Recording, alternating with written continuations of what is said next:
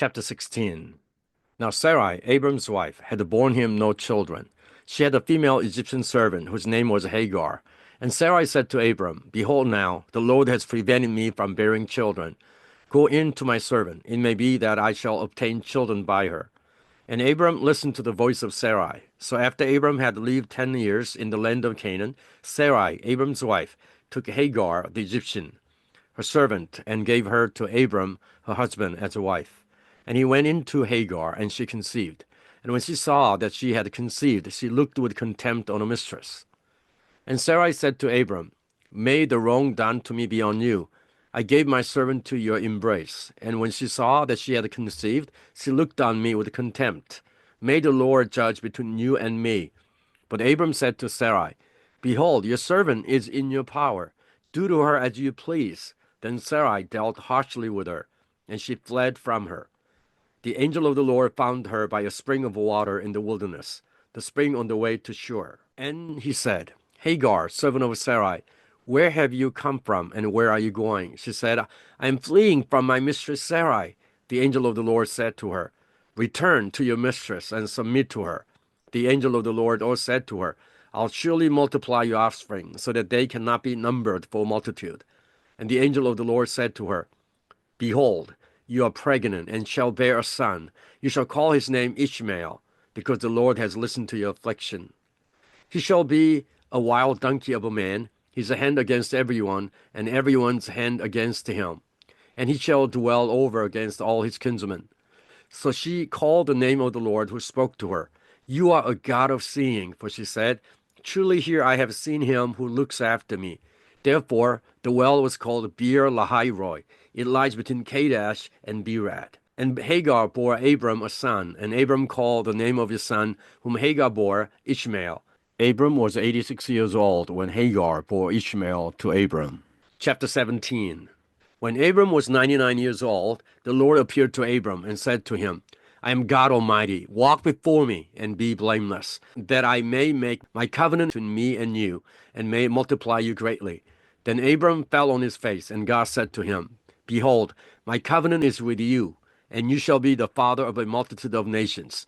No longer shall your name be called Abram, but your name shall be Abraham, for I have made you the father of a multitude of nations. I will make you exceedingly fruitful, and I will make you into nations, and kings shall come from you. And I'll establish my covenant between me and you and your offspring after you throughout their generations for an everlasting covenant, to be God to you and to your offspring after you. And I'll give to you and to your offspring after you the land of your sojournings, all the land of Canaan, for an everlasting possession, and I'll be their God. And God said to Abraham, As for you, you shall keep my covenant, you and your offspring after you throughout their generations. This is my covenant, which you shall keep between me and you and your offspring after you. Every male among you shall be circumcised. You shall be circumcised in the flesh of your foreskins, and it shall be a sign of the covenant between me and you. He who is 8 days old among you shall be circumcised. Every male throughout your generations, whether born in your house or bought with your money from any foreigner who is not of your offspring, both he who is born in your house and he who is bought with your money shall surely be circumcised. So shall my covenant be in your flesh, an everlasting covenant. Any uncircumcised male who is not circumcised in the flesh of his foreskin shall be cut off from his people. He has broken my covenant. And God said to Abraham, As for Sarah your wife, you shall not call her name Sarai, but Sarah shall be her name. I'll bless her, and moreover I'll give you a son by her. I'll bless her, and she shall become nations. Kings of peoples shall come from her.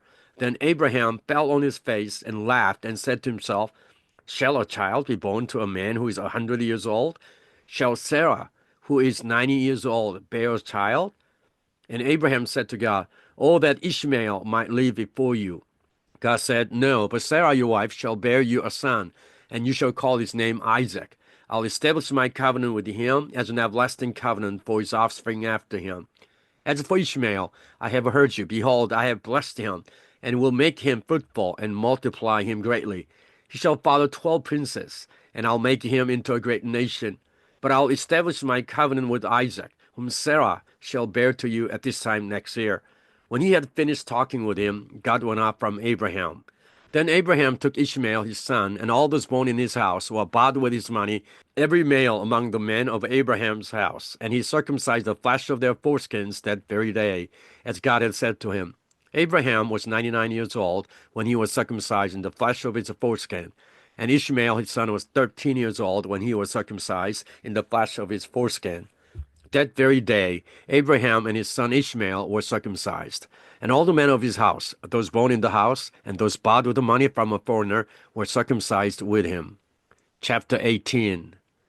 And the Lord appeared to him by the oaks of Mamre as he sat at the door of his tent in the heat of the day. He lifted up his eyes and looked, and behold, 3 men were standing in front of him. When he saw them, he ran from the tent door to meet them and bowed himself to the earth, and said, O Lord, if I have found favor in your sight, do not pass by your servant. Let a little water be brought, and wash your feet, and rest yourselves under the tree, while I bring a morsel of bread, that you may refresh yourselves, and after that you may pass on, since you have come to your servant. So they said, Do as you have said.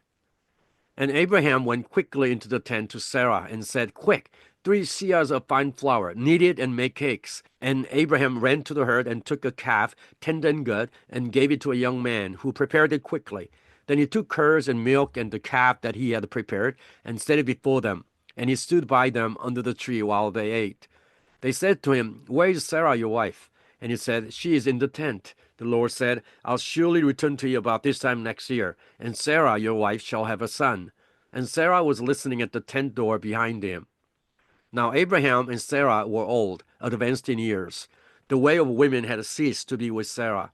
So Sarah laughed to herself, saying, After I am worn out and my Lord is old, shall I have pleasure?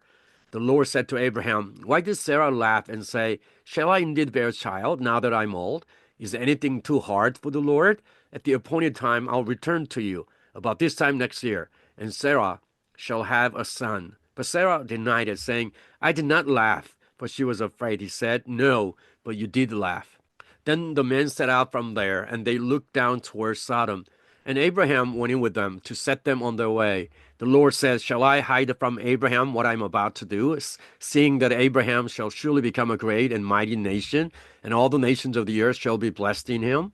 For I have chosen him, that he may command his children and his household after him to keep the way of the Lord, by doing righteousness and justice, so that the Lord may bring to Abraham what he has promised to him.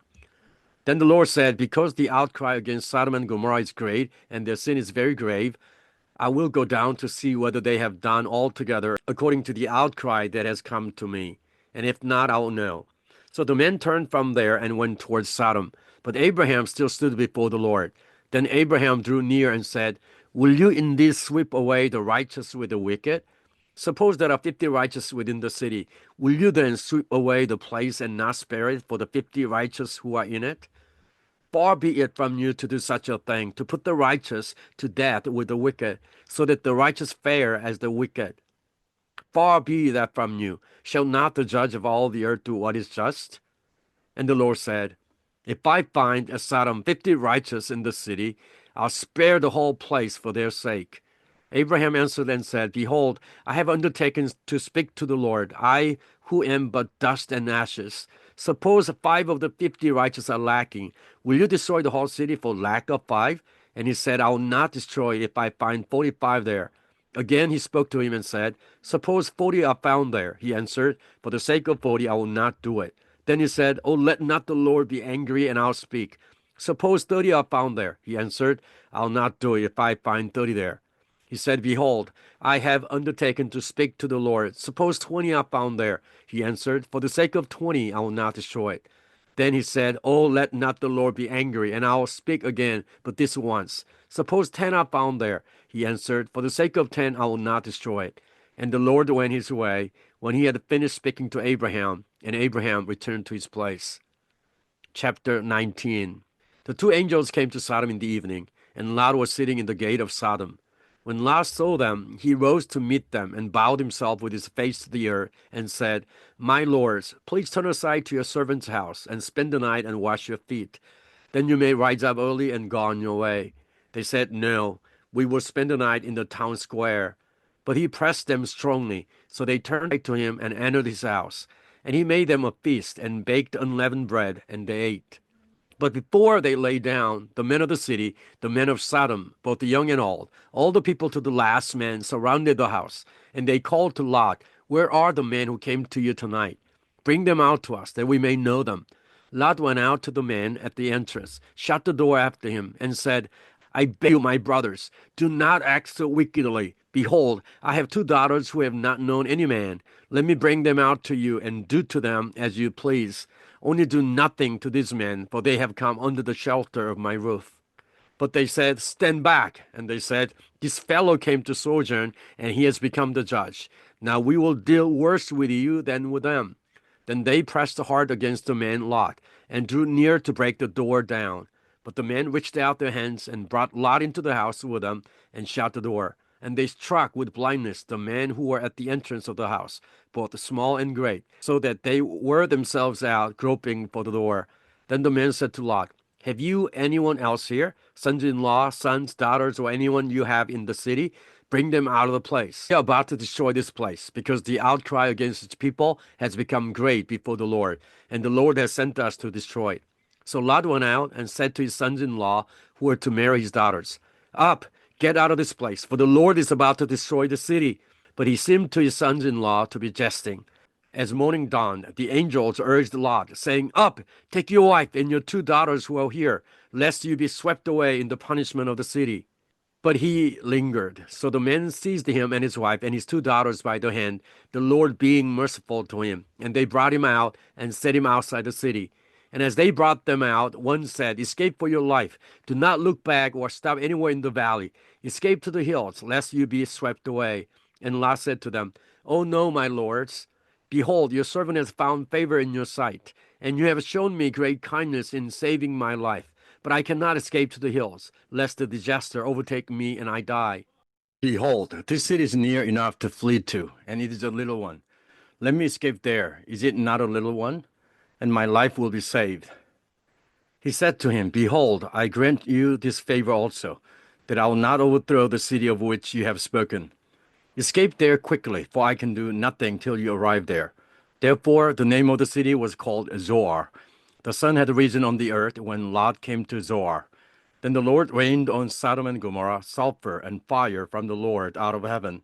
And he overthrew those cities, and all the valley, and all the inhabitants of the cities, and what grew on the ground. But Lot's wife behind him looked back, and she became a pillar of salt. And Abraham went early in the morning to the place where he had stood before the Lord. And he looked down toward Sodom and Gomorrah, and toward all the land of the valley. And he looked, and behold, the smoke of the land went up like the smoke of a furnace. So it was that, when God destroyed the cities of the valley, God remembered Abraham and sent Lot out of the midst of the overthrow, when he overthrew the cities in which Lot had lived. Now Lot went up out of Zoar and lived in the hills with his two daughters, for he was afraid to live in Zoar. So he lived in a cave with his two daughters. And the firstborn said to the younger, "Our father is old, and there is not a man on earth to come in to us after the manner of all the earth. Come, let us make our father drink wine, and we will lie with him, that we may preserve offspring from our father." So they made their father drink wine that night. And the firstborn went in and lay with her father. He did not know when she lay down or when she arose.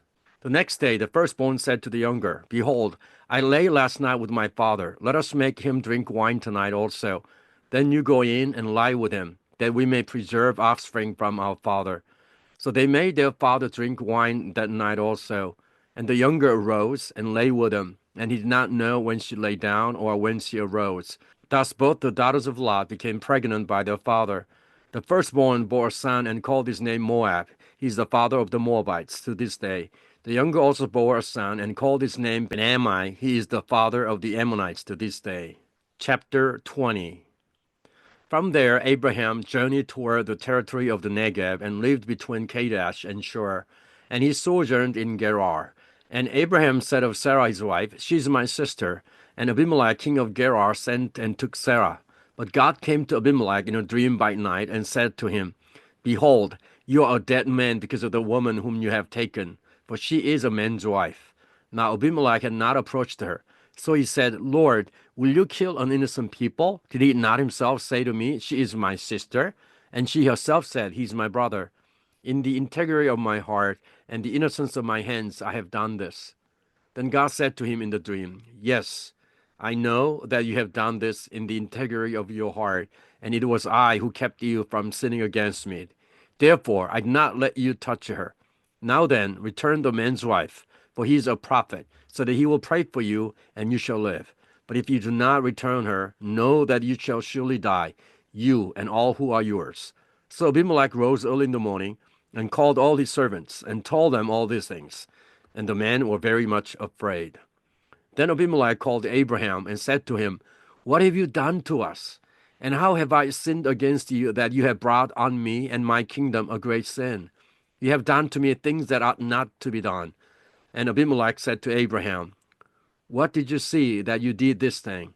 Abraham said, I did it because I thought, There's no fear of God at all in this place, and they will kill me because of my wife.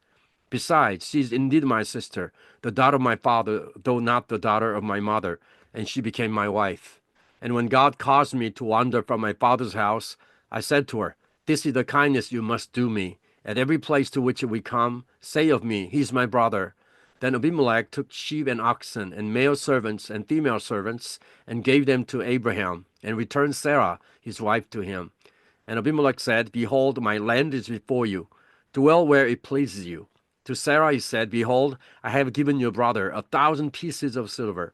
It is a sign of your innocence in the eyes of all who are with you, and before everyone you are vindicated. Then Abraham prayed to God, and God healed Abimelech, and also healed his wife and female slaves, so that they bore children. For the Lord had closed all the wombs of the house of Abimelech because of Sarah, Abram's wife.